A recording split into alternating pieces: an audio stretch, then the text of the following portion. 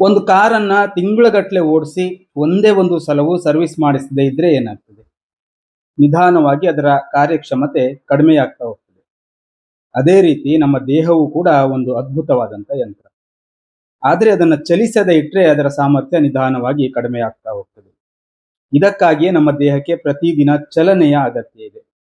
Savers ವಿಧಾನದಲ್ಲಿನ 4ನೇ ಅಭ್ಯಾಸ E4 exercise.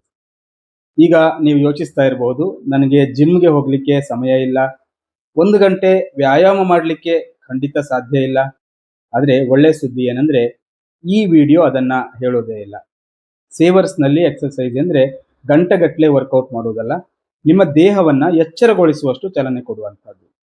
ಕೇವಲ 5ರಿಂದ 10 ನಿಮಿಷ ಸಾಕು. ಯಾಕೆಂದ್ರೆ ಬೆಳಿಗ್ಗೆ ಎದ್ದಾಗ ನಮ್ಮ ದೇಹ ಇನ್ನೂ ವಿಶ್ರಾಂತ ಸ್ಥಿತಿಯಲ್ಲಿ ಇರ್ತದೆ. ಸ್ವಲ್ಪ ಚಲನೆ ಕೊಟ್ಟ ತಕ್ಷಣ ಹೃದಯದ ಬಡಿತ ಸ್ವಲ್ಪ ಹೆಚ್ಚಾಗ್ತದೆ, ರಕ್ತ ಸಂಚಾರ ಉತ್ತಮವಾಗ್ತದೆ, ಮೆದುಳಿಗೆ ಹೆಚ್ಚು ಆಮ್ಲಜನಕ ತಲುಪ್ತದೆ. ಇದರಿಂದ ನೀವು ಹೆಚ್ಚು ಎಚ್ಚರವಾಗಿ ಉತ್ಸಾಹದಿಂದ ನಿಮ್ಮ ದಿನವನ್ನ ಆರಂಭಿಸ್ತೀರಿ. ಇದರ ಹಿಂದೆ ವಿಜ್ಞಾನವೂ ಇದೆ. ನಾವು ವ್ಯಾಯಾಮ ಮಾಡಿದಾಗ ನಮ್ಮ ದೇಹದಲ್ಲಿ ಎಂಡೋರ್ಫಿನ್ಸ್ ಎಂಬ ರಾಸಾಯನಿಕಗಳು ಬಿಡುಗಡೆಯಾಗ್ತವೆ. ಇವುಗಳನ್ನ ಫೀಲ್ ಗುಡ್ ಹಾರ್ಮೋನ್ಸ್ ಅಂತ ಕರೀತಾರೆ.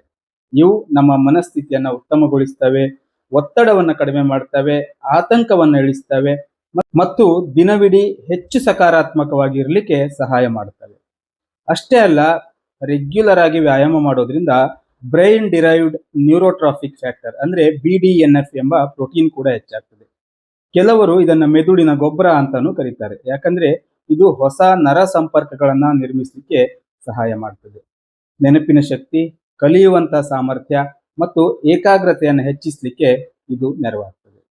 ಆದ್ರಿಂದಲೇ ಪರೀಕ್ಷೆಗೆ ತಯಾರಿ ಮಾಡುವಂತಹ ವಿದ್ಯಾರ್ಥಿಗಳಿಂದ ಹಿಡಿದು ದೊಡ್ಡ ದೊಡ್ಡ ಕಂಪನಿಗಳ CEO ಹಲವಾರು ಯಶಸ್ವಿ ವ್ಯಕ್ತಿಗಳು ತಮ್ಮ ದಿನವನ್ನ ವ್ಯಾಯಾಮದಿಂದ ಆರಂಭ ಮಾಡ್ತಾರೆ.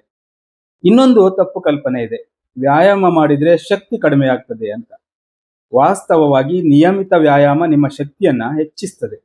ನಮ್ಮ ದೇಹವನ್ನ ಎಷ್ಟು ಸರಿಯಾಗಿ ಬಳಸ್ತೇವೋ ಅಷ್ಟು ಅದು ಕಾರ್ಯಕ್ಷಮವಾಗ್ತದೆ. ಬಳಸದ ಯಂತ್ರ ತುಕ್ಕು ಹೇಗೆ ಹಿಡಿತದೋ ಬಳಸದ ದೇಹ ದುರ್ಬಲವಾಗ್ತದೆ. ಹಾಗಾದ್ರೆ ಬೆಳಿಗ್ಗೆ ಏನ್ ಮಾಡಬಹುದು? ತುಂಬಾ ಸರಳ.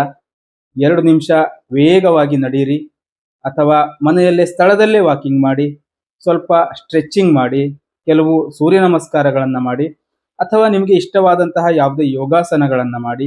ನಿಮ್ಮ ವಯಸ್ಸು, ನಿಮ್ಮ ಆರೋಗ್ಯ ಮತ್ತು ನಿಮ್ಮ ದೈಹಿಕ ಸಾಮರ್ಥ್ಯಕ್ಕೆ ತಕ್ಕಂತಹ ಸುರಕ್ಷಿತ ವ್ಯಾಯಾಮವನ್ನ ಆಯ್ಕೆ ಮಾಡಿಕೊಳ್ಳಿ. ಇಲ್ಲಿ ಮುಖ್ಯವಾದದ್ದು ಯಾವ ವ್ಯಾಯಾಮ ಮಾಡ್ತೀರಿ ಅನ್ನೋದಲ್ಲ, ಪ್ರತಿದಿನ ಮಾಡ್ತೀರಾ ಅನ್ನುವಂಥದ್ದು. ಪ್ರತಿದಿನ 5 ನಿಮಿಷ ಮಾಡುವವರು ವಾರಕ್ಕೆ ಒಮ್ಮೆ 1 ಗಂಟೆ ವ್ಯಾಯಾಮ ಮಾಡುವವರಿಗಿಂತ ಹೆಚ್ಚು ಲಾಭವನ್ನ ಪಡಿತಾರೆ. ನೆನಪಿಡಿ, ನಿಮ್ಮ ಮನಸ್ಸು ದೊಡ್ಡ ದೊಡ್ಡ ಕನಸುಗಳನ್ನ ಕಾಣಬಹುದು, ಆದರೆ ಆ ಕನಸುಗಳನ್ನ ನನಸಾಗಿಸುವಂತಹದ್ದು ನಿಮ್ಮ ದೇಹ. ಆದ್ರಿಂದ ನಿಮ್ಮ ದೇಹವನ್ನ ನಿರ್ಲಕ್ಷಿಸಬೇಡಿ, ಅದಕ್ಕೆ ಪ್ರತಿದಿನ ಸ್ವಲ್ಪ ಸಮಯ ಕೊಡಿ. ಯಾಕೆಂದ್ರೆ ಆರೋಗ್ಯಕರ ದೇಹವೇ ಆರೋಗ್ಯಕರ ಮನಸ್ಸಿನ ಅಡಿಪಾಯ. ಹಾಗೆಯೇ ವ್ಯಾಯಾಮ ಅಂದ್ರೆ ನಿಮ್ಮ ದೇಹವನ್ನ ಬದಲಾಯಿಸುವುದಲ್ಲ, ನಿಮ್ಮ ಜೀವನದ ಗುಣಮಟ್ಟವನ್ನ ಬದಲಾಯಿಸುವುದು. ಇಂದಿನಿಂದ ಪ್ರತಿದಿನ ಕೇವಲ 5 ನಿಮಿಷ ವ್ಯಾಯಾಮದಿಂದ ಆರಂಭಿಸಿ. ನಿಮ್ಮ ದೇಹವೂ ನಿಮಗೆ ಧನ್ಯವಾದ ಹೇಳ್ತದೆ, ನಿಮ್ಮ ಮನಸ್ಸು ಕೂಡ ನಿಮಗೆ ಧನ್ಯವಾದ ಹೇಳ್ತದೆ.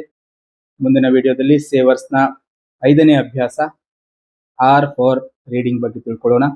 ಧನ್ಯವಾದ.